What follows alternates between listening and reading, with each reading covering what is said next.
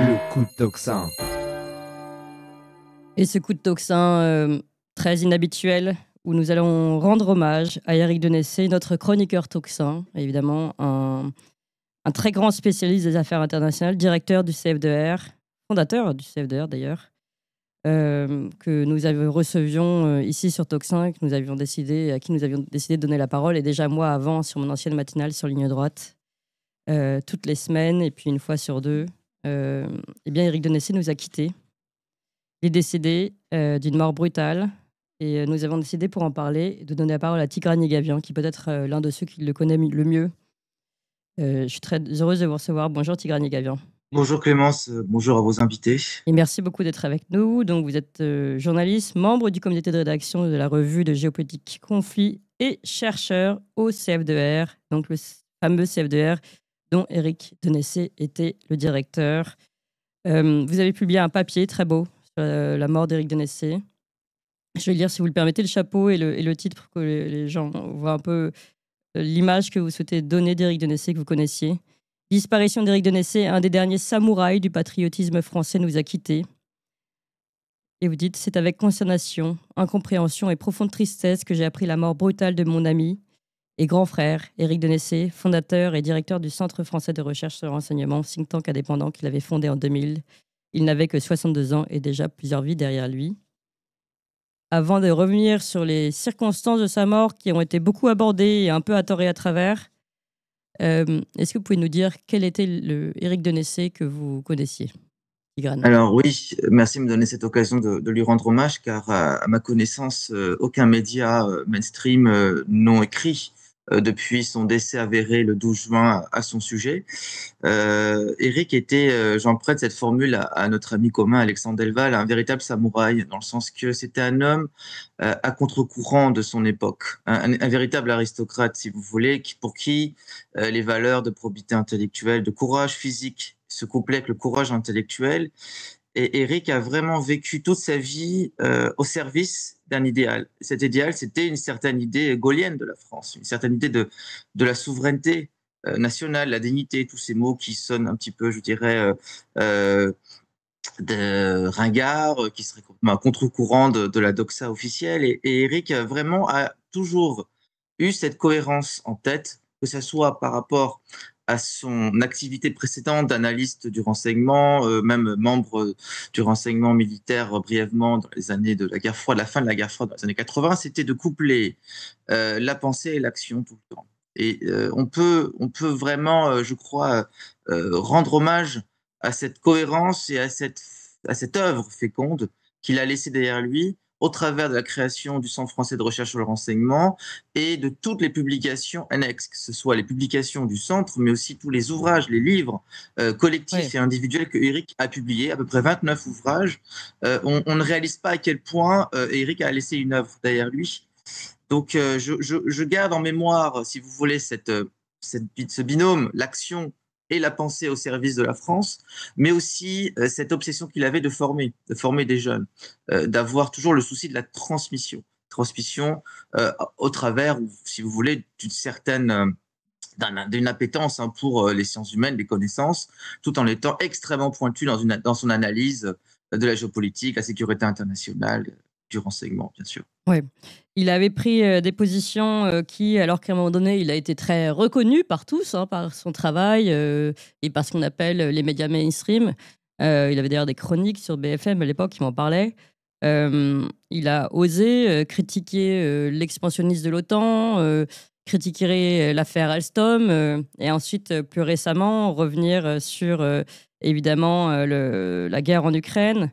Et la responsabilité des Occidentaux dans cette guerre en Ukraine. Ça lui a valu d'être énormément critiqué, mis au placard, entre guillemets, par... Le malheur d'Éric Denessé et de beaucoup de vos camarades, de vos amis, c'est souvent d'avoir raison trop tôt.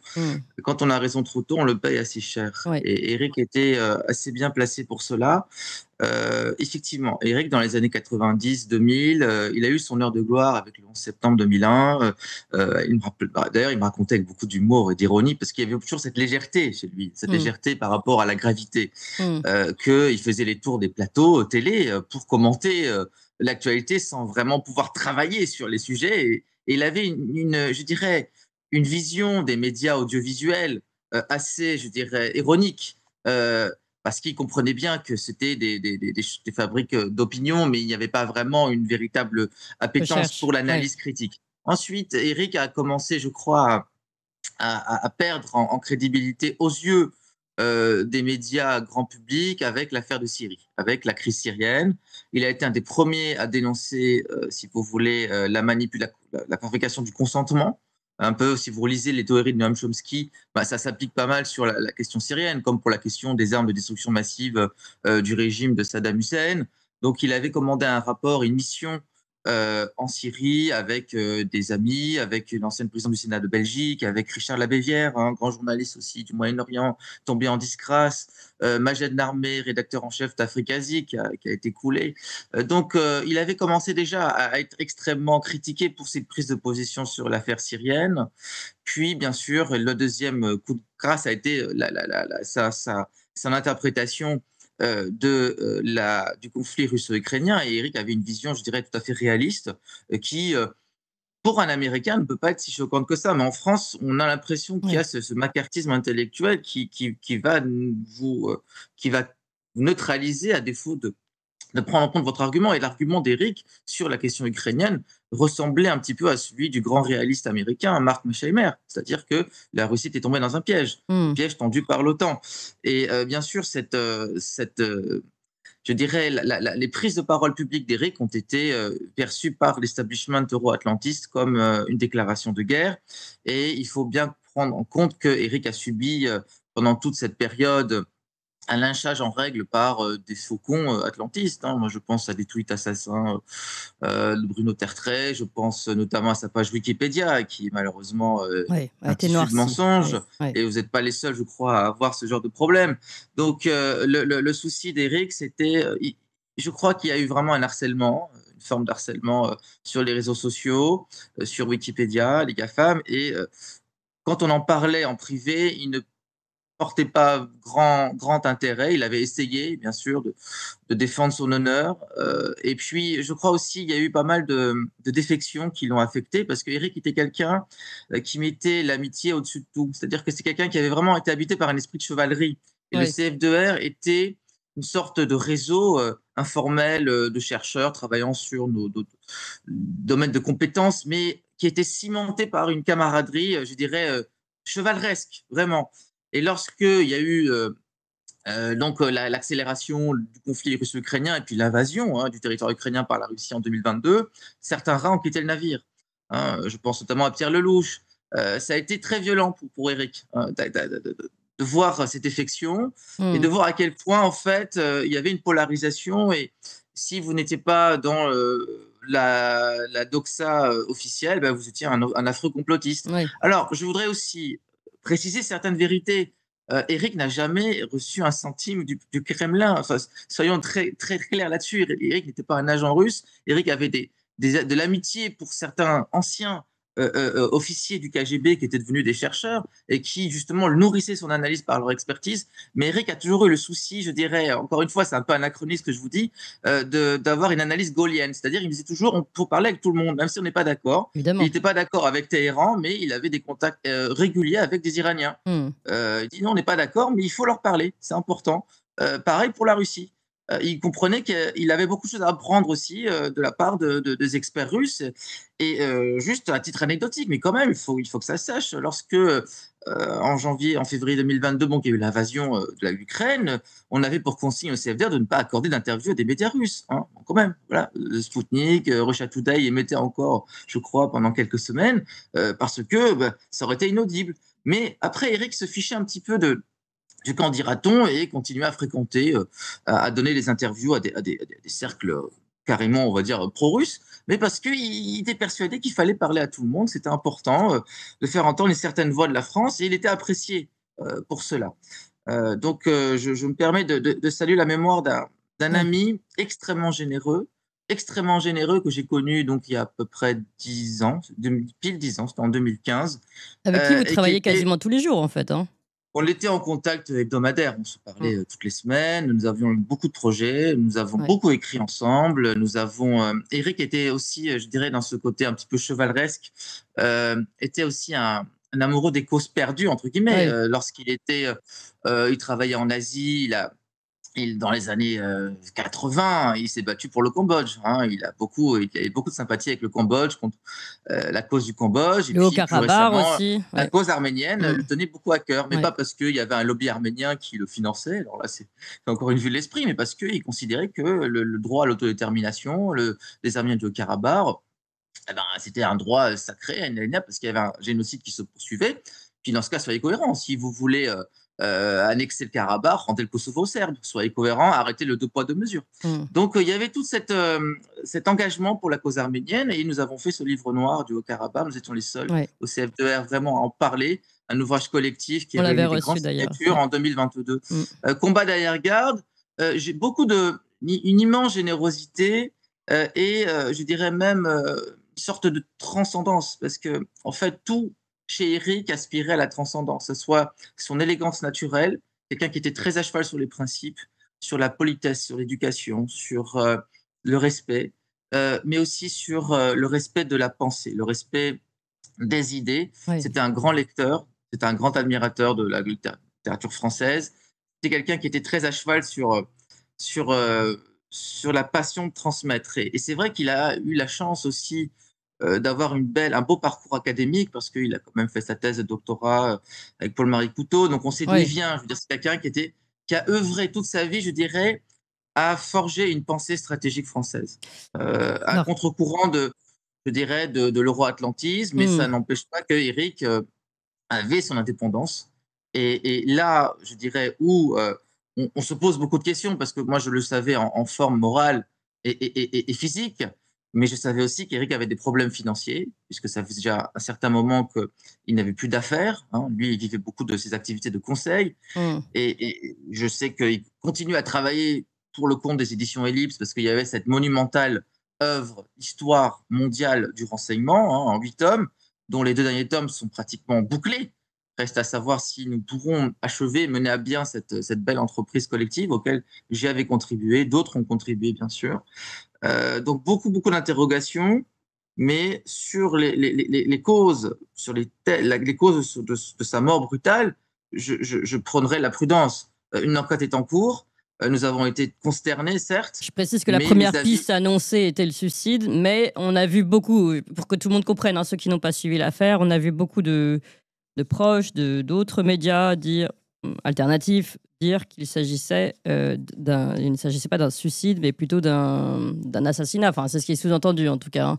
En mettant en parallèle le fait qu'il y a eu plusieurs agents de la DGSI qui ont mis fin à leur jour ces derniers mois, et 2 agents voilà, qui ont été retrouvés morts. Donc voilà, on se dit, ça fait beaucoup de morts C'est du une thèse, renseignement. Ouais. c'est une thèse qui est relayée par les proches d'Éric, par sa famille, et qui a demandé une enquête, hein, parce que, bien sûr, nous nous interrogeons. Moi, j'avais Éric au téléphone un peu moins d'une semaine avant d'apprendre la nouvelle de son décès. Il m'avait commandé des articles pour la revue Historia. Enfin, il y avait une activité toujours en cours Mm. éditoriale, mais je me rappelle que oui, il avait des problèmes financiers.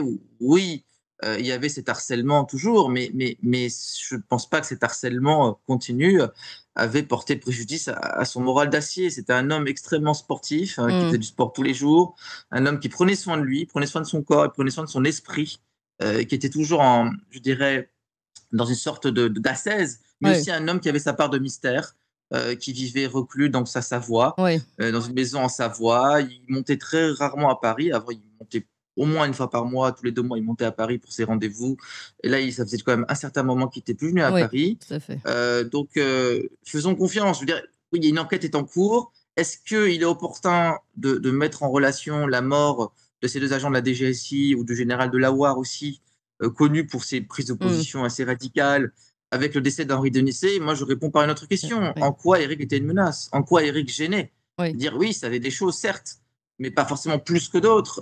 Et est-ce que c'était un poil à gratter, certes, mais c'était pas non plus Ouais. un homme qui était détenteur de secrets d'État, capable d'ébranler la Macronie. C'est pas Juan Mm. Branco Mm. qui, pour le coup, est un homme qui peut ébranler le cercle rapproché de M. Macron par Mmh, voilà, mmh. ses connaissances intimes de M. Attal et d'autres. Bon, voilà, je ne pense pas très honnêtement que Éric était un homme capable d'ébranler, de faire vaciller la Macronie. Mais effectivement, beaucoup de questions, beaucoup d'interrogations. Moi, Bien je sûr, le savais en bonne forme, mais il y a des choses que nous ne savons pas. bien sûr. Donc, l'enquête est en cours.